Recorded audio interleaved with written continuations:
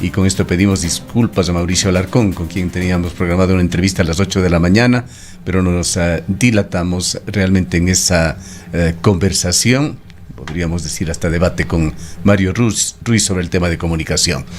Pero seguimos sobre lo mismo, abogado Alarcón, al tiempo de darle la bienvenida, preguntándonos y pidiéndole su opinión sobre qué es lo que persigue la nueva mayoría en la Asamblea Nacional. Ayer, Diego Ordóñez, el asesor de la Presidencia de la República, a ese llamado que ha hecho Virgilio Saquicela para trabajar en forma conjunta para operativizar acciones entre el Ejecutivo y el Legislativo, nos dio esta opinión. Escuchamos a Diego Ordóñez y enseguida le escuchamos a usted. No controla los votos de la Asamblea, los votos de la Asamblea le controlan a él. Al final de cuentas, si usted quiere ponerse a llegar a un entendimiento con la Asamblea, va a tener que sentarse a conversar con el correísmo, que tiene los 47 votos, y que controla a un grupo de asambleístas de Pachacuti, y que controla a otro grupo de exasambleístas de la izquierda democrática, con los cuales tiene, evidentemente, más de 70 votos para aprobar leyes o para derogar leyes. Entonces la pregunta es, ¿cuál es la agenda? Más que la agenda de Saquicela, ¿cuál es la agenda del correísmo para sentarse a un diálogo entre el presidente, entre la función ejecutiva y la función legislativa? Este tema, Virgilio Saquicela no controla los votos de la Asamblea, dice Diego Ordóñez, quitándole sinceridad y alcances a esa invitación de Virgilio Saquicela. Añade Diego Ordóñez, los votos le controlan a él. Y queda flotando la pregunta, ¿cuál es la agenda de esta mayoría? Lo que más me preocupa, Gustavo, buen día, es que el gobierno nacional espere que otros le pongan la agenda y que sea incapaz de poner sobre la mesa los temas de trascendental importancia para el país en un diálogo franco, abierto y público, no solo con las organizaciones políticas, sino con los distintos sectores de la sociedad civil y de la ciudadanía que pueden verse afectados por las decisiones. Lo que ha dicho Virgilio Saquicela a través de una carta no es sino la forma correcta que, al no tener gobernabilidad, debería utilizar el gobierno nacional. Espacios de co-creación legislativa, espacios de colegislación, no tratar de meter, sabiendo la debilidad en cuanto a número de legisladores que tiene, proyectos de ley producto de la creatividad de algún funcionario presidencial, sino en una misma mesa construir proyectos conjuntos teniendo en cuenta los elementos válidos, por supuesto, que puedan aportar aquellas fuerzas políticas y aquellos sectores ciudadanos que viabilicen la gobernabilidad en la Asamblea Nacional. Si seguimos con la idea de que proyectos elaborados en Carondelet que entren a la Asamblea Nacional deben ser aprobados sin pasar por la negociación transparente, por supuesto, el diálogo abierto y franco y con los intereses de los ecuatorianos por delante, es iluso, por decirlo menos. Hay una nueva mayoría, tú lo has dicho, Gustavo. Vimos esa nueva mayoría reconfigurada en acción con la ley de comunicación, la ley reformatoria a la ley de comunicación. Pero yo te pregunto, desde el 14 de mayo de 2021, ¿cuándo el gobierno nacional tuvo mayoría? La única vez que obtuvo un triunfo en la Asamblea Nacional fue con la reforma tributaria. ¿Y quién le dio pues la reforma tributaria al gobierno, sino el bloque de la Revolución Ciudadana? Ahora, hay criterios que no necesariamente son del gobierno, tampoco de esta nueva mayoría, como la del asambleísta Zoya Sofía Sánchez, quien en declaraciones también hace 1 o 2 días en este medio de comunicación hablaba de esta agenda de la nueva mayoría de la Asamblea, que lo que persigue en definitiva, para no hacer largo el camino y los datos, es llegar a ese punto culminante de una comisión de la verdad para revisar todos los juicios y procesos que se han dado en contra del correísmo. En este país hay que hablar, Gustavo, sobre certezas. Y la Asamblea Nacional podrá crear cuanta comisión le venga en gana si tiene la mayoría, y sabemos que los votos hay, incluso para destituir autoridades por la vía del juicio político o llevar a cabo barbaridades como la ley reformatoria, la ley orgánica de comunicación. Pero en la práctica, el ámbito de una comisión de la verdad va por fuera de la Asamblea Nacional. Podrá ser un exhorto una resolución como aquellas declarando al Chimborazo el punto más cercano al Sol del planeta Tierra, pero de eso no pasará, porque la función legislativa, así como se quejaba de intentos de injerencia del judicial en sí, tampoco podría hacerlo de cara a la justicia. Que intenten crear cuanta comisión les venga en gana, que investigue como las del paro de 2019 o como la que podría ponerse en marcha respecto de la última movilización nacional. Sus efectos jurídicos serían nulos, porque nada puede hacer la Asamblea Nacional en la materia.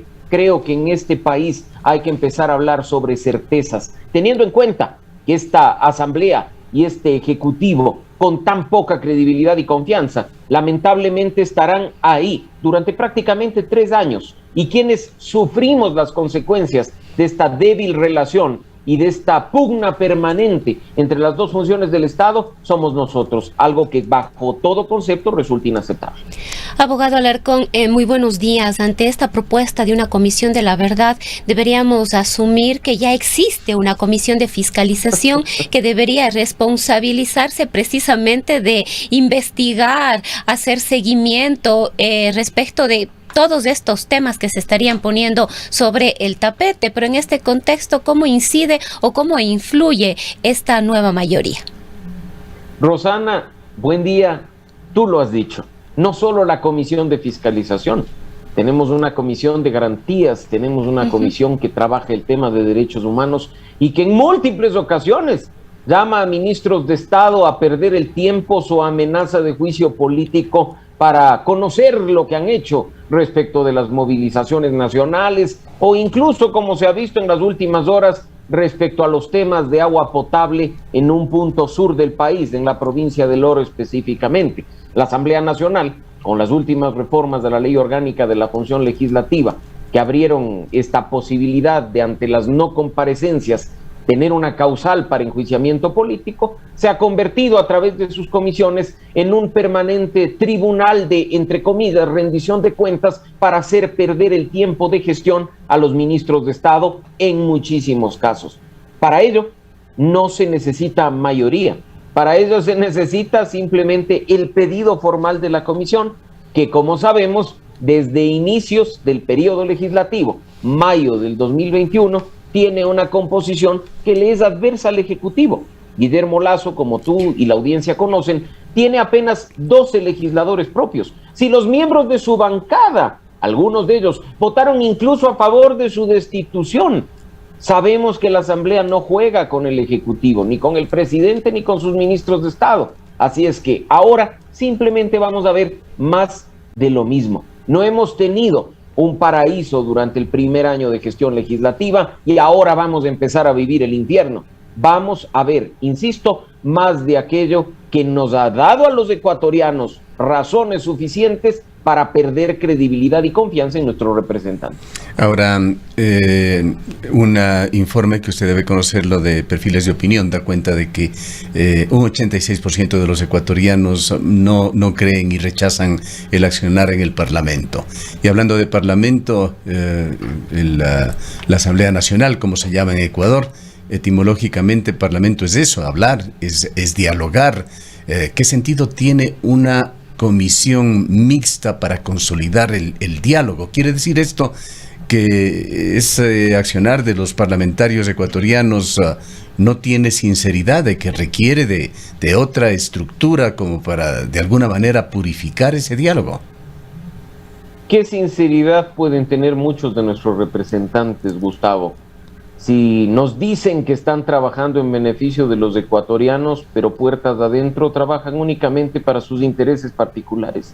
Esas son las agendas propias, justamente. Exactamente. Así es que sería ideal que al menos quienes están hoy en la Asamblea Nacional, o buena parte de ellos, se sinceren con nosotros, con sus mandantes, y nos digan qué pretenden en el espacio en el que se encuentran. Si legislar y fiscalizar en beneficio de todos, o simplemente beneficiar a su organización política, a su caudillo o a sus amigos. Para muestra un botón, si tanto les interesara el trabajo de la Asamblea Nacional, estar en sus curules y trabajar en beneficio de los ecuatorianos, ¿por qué empiezan a renunciar para postularse en las elecciones seccionales? No les elegimos para que trabajen 14 o 16 meses, les elegimos para 4 años. Y ahí se ve el nivel de irresponsabilidad, porque a la primera de bastos y a la primera oportunidad presentan su carta de renuncia y van a buscar un huequito para lograr una prefectura o una alcaldía y así prolongar su dependencia de los recursos públicos o empezar a trabajar para erigirse como caudillos locales. Es la triste realidad de nuestra política, Gustavo, que se plasma en proyectos nefastos como el que hoy nos convocaba a la discusión inicial, el del proyecto de ley reformatoria a la Ley Orgánica de Comunicación, o acciones tan, entre comillas, constitucionales, pero perjudiciales a la democracia, como el proceso de destitución al presidente de la República. Hay que actuar con responsabilidad cuando se recibe un mandato de los ecuatorianos a través de las urnas, algo que en la gran mayoría de casos hasta el momento no hemos visto. Ahora, ¿cómo ve usted este tema de la ley de comunicación?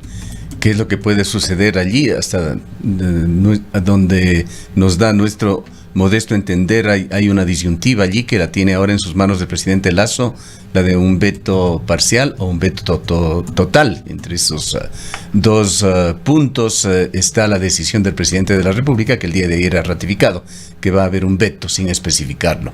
Un veto total significaría quedarnos con esta ley que es ya una especie de Frankenstein parchado por dos gobiernos y sin un reglamento que permita su aplicación. Y lo otro, un veto parcial podría ser, como acababa de decirnos Mario Ruiz, una posibilidad, una puerta abierta para que se configure una mayoría calificada en la Asamblea y vuelva a ratificarse en los cambios, dejando ese informe de minoría, que es realmente nefasto como ley de comunicación en Ecuador. Coincido totalmente con lo afirmado. Que no se nos venga a hacer creer que con algunas correcciones de forma, un maquillaje de lo que ha aprobado la Asamblea Nacional, podemos tener una buena norma que garantice la libertad de expresión. Lo aprobado hace pocos días por el Pleno de la Asamblea es nefasto, Gustavo y amigos. Es un proyecto de ley que consagra, aunque no lo diga formalmente la censura, que sostiene la criminalización de la expresión y de la opinión, y que incluso, como está establecido en uno de sus artículos, so pretexto de hacer el bien, consagrando el derecho a la verdad, prefiere hasta abrir canales posibles de censura y de control de las redes sociales. Cuando una norma no es clara, cuando una norma abre la puerta a la discrecionalidad o a la subjetividad, cuando se establecen términos ambiguos o cuando se pretende decir que la opinión que ejercemos a través de un espacio como este no es un contenido comunicacional, hay que empezar a temer lo peor. Y que no nos vengan con el cuento de que con el veto total la ley de comunicación desaparece. Tú lo has mencionado, hay una ley vigente que, si bien es cierto es un Frankenstein producto de las reformas, al menos no genera un perjuicio mayor a la libertad de expresión. Lo que se está proponiendo es muchísimo peor. Y con el veto total, lo único que se lograría en este caso es poner en la congeladora este proyecto de ley nocivo para las garantías de los ecuatorianos, para que, llegado el momento, la Asamblea Nacional pueda discutir en un solo debate nuevamente el mismo e intentar conseguir esa misma mayoría calificada, la de los 92 votos, y poner en vigencia el texto originalmente aprobado. No es que desaparece, no es que deja de existir. Incluso si el presidente de la República veta totalmente lo aprobado por la Asamblea, tiene una gran oportunidad de construir junto a los sectores principales de la comunicación, de la ciudadanía y de la sociedad civil, un buen reglamento que pueda darle alguna forma viable al Frankenstein que hoy tenemos vigente para garantizar la libertad de expresión. Esperemos que no solo haya la voluntad política, sino la capacidad y la madurez para hacerlo. En lo que se vislumbra en cuanto al futuro en Ecuador, ¿cómo lo ve en materia de gobernabilidad con esta relación casi antagonista que existe entre las funciones ejecutiva y legislativa? Es la misma situación crítica de gobernabilidad que hemos visto en meses pasados. Personalmente creo, como lo mencioné hace un momento, que no vivíamos un paraíso y hoy vamos a vivir un infierno. El problema ha estado presente desde el día en que el presidente de la República entró en funciones. La designación de autoridades, la conformación de comisiones en mayo del 2021 fue producto de la coyuntura y de una mayoría puntual al respecto. Desde entonces, proyectos de ley que han quedado en el aire, discusiones que se han postergado durante 14 meses, procesos de fiscalización utilizados como herramienta de premio o castigo en función de los intereses políticos han sido la tónica del momento. Y los frentes que tiene abierta la presidencia de la República no están únicamente, Gustavo, en el legislativo. Recordemos que se ha abierto un frente con la Judicatura, con la Corte Nacional de Justicia, con la Corte Constitucional. Por ello es vital que para los casi 3 años que le restan a Guillermo Lasso en el poder, se asesore de la manera debida y que sus actos, como he mencionado, sean producto de la madurez, la sensatez y la inteligencia, teniendo por delante los intereses de los ecuatorianos y no simplemente el ego y la vanidad de unos pocos que pretenden imponer a su estilo una verdad absoluta, su verdad o sus intereses particulares. Y el riesgo país de Ecuador al alza, o con altibajos diríamos, pero un nivel muy alto, hoy registra 1.351 puntos, sin poder acercarse siquiera a lo que sucede con los riesgos país, con estos índices de los países vecinos de Perú, gobernado por el señor Castillo, o la transición compleja que está haciendo Colombia al gobierno de Petro.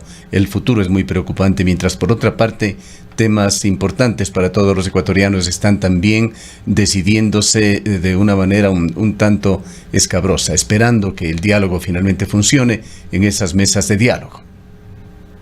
Mira que como pinta el panorama latinoamericano y la situación actual, nuestro riesgo país se asemeja más al de Argentina que al de nuestros países vecinos.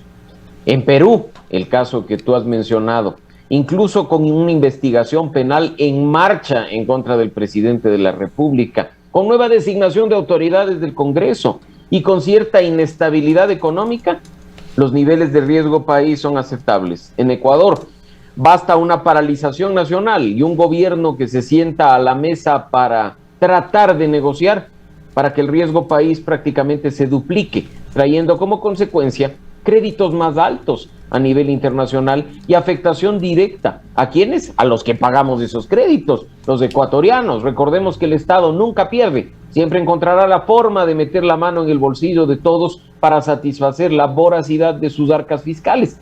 Ese es el resultado de una inestabilidad como la que vivimos. Ojalá más ecuatorianos comprendan de mejor manera la irresponsabilidad de nuestros políticos y empiece a hacer control social y fiscalización ciudadana, a exigir rendición de cuentas y, por supuesto, a tener en cuenta aquellos que han hecho un trabajo deficiente para que entre enero y febrero del próximo año, cuando vengan con su mejor sonrisa a buscar el voto para ser autoridades locales, se lo neguemos y escojamos a los mejores.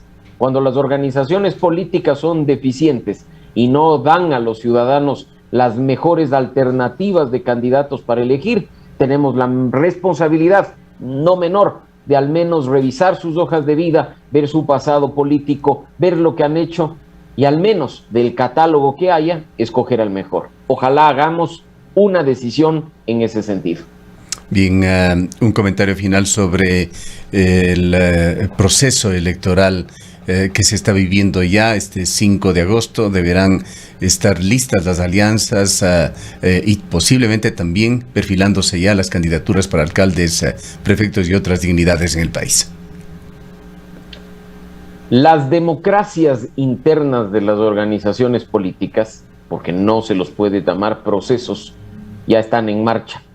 Dentro de pocas semanas, Gustavo, vamos a conocer con certeza quienes aparecerán en la papeleta para prefectos, viceprefectos, alcaldes, concejales, miembros de juntas parroquiales y miembros del Consejo de Participación Ciudadana y Control Social. En febrero de 2023, conociendo la irresponsabilidad de las organizaciones políticas, lo mencioné, la mayor responsabilidad está en nosotros, en espacios como este, para dar a conocer la vida de los candidatos, su trayectoria, sus propuestas y su plan de gobierno. La ciudadanía, a partir de esa información, hacer escrutinio público, hacer control social, exigir rendición de cuentas y tomar una decisión. Cuando queremos cambiar el rumbo de nuestra ciudad, de nuestra provincia e indirectamente del país, hay que empezar por ser ciudadanos activos y empoderados. El voto es una parte, los espacios de democracia participativa son otros. Ojalá nosotros también actuemos con la debida inteligencia para permitir que los mejores sean electos y nos gobiernen localmente durante los próximos 4 años. ¿En quién creer en el país? ¿Por quién votar? Me parece que hay casi, o si es que no supera las 300 opciones de partidos y movimientos políticos a nivel nacional. En Cuenca hay 36 grupos políticos inscritos y todo hace prever que tendremos más candidatos de aquellos que se dieron en las elecciones seccionales pasadas, con 14 candidatos a la alcaldía y 12 para la prefectura. Siguen las organizaciones políticas en acción, 263 a nivel nacional habilitadas, todas ellas con posibilidad de presentar candidatos.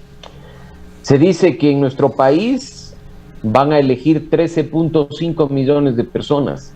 Sin embargo, el registro de organizaciones políticas, si consideramos sus afiliados o adherentes, son propios de un país de 30 millones de votantes. La falta de transparencia en el registro de afiliados y adherentes trae como consecuencia no la proliferación debida de organizaciones en el marco de la democracia, sino la proliferación de aparatos electoreros que lo único que buscan es financiamiento público para las campañas electorales, recursos que salen de nuestro bolsillo. Ojalá en algún momento, de la mano del Consejo Nacional Electoral, podamos transparentar a las organizaciones políticas y podamos poner en su lugar a aquellas que, cometiendo delitos como el de la falsificación de firmas, se encuentran vigentes y recibiendo recursos públicos que muy bien podrían estarse destinando para satisfacer necesidades principales de todos nosotros. Gracias por su presencia, abogado Alarcón. Siempre un gusto, Gustavo, un abrazo para ti, para Rosana y para la audiencia. Declaraciones del abogado Mauricio Alarcón. Él es el director ejecutivo de la Fundación Ciudadanía y Desarrollo.